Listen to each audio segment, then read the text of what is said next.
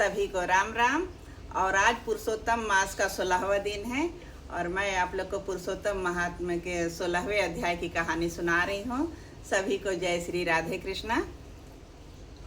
वाल्मीकि कहने लगे, इस प्रकार अनुपम वर देकर दोनों स्त्री पुरुषों को देखते देखते श्री हरि भगवान गरुड़ पर चढ़कर अपने स्थान को चले गए।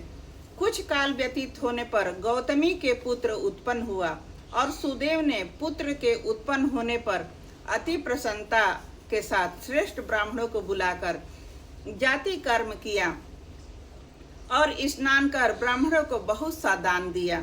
पिता के मनोरथ के साथ माता के मन को आनंद देने वाला वह पुत्र शुक्ल पक्ष की चंद्रमा के समान बढ़ने लगा।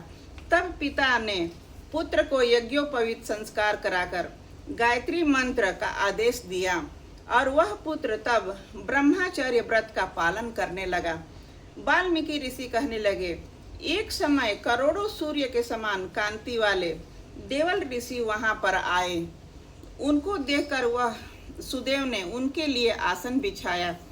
उस आसन पर देवल मुनि बैठकर बोले, हे सुदेव, सब लक्षणों से युक्त यह तुम्हारा पुत्र महाभाग्य का समुद्र है, परंतु इसमें एक ही महादोष है जिससे इसके सब गुण वृथा हो जाते हैं।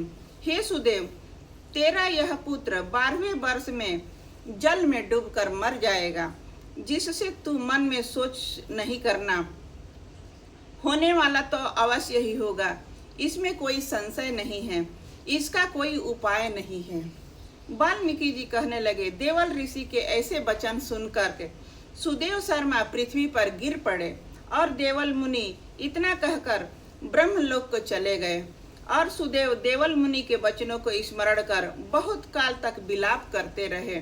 फिर गौतमी पुत्र को गोदी में लेकर प्रेम के मुख चूमकर वह अपने पति से बोली, हे दिजराज, होने वाली वस्तु से भय नहीं करना चाहिए।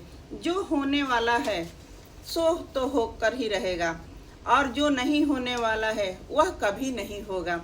इसलिए हे नाथ, उठो और सब शरणागत जीवों के रक्षक निर्वाण पद को देने वाले सनातन हरि को भजो।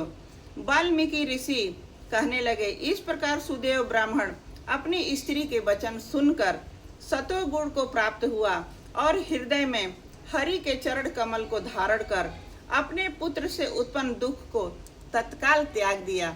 इसी के साथ 16वें अध्याय की कहानी समाप्त हुई। सभी को जय श्री राधे कृष्णा।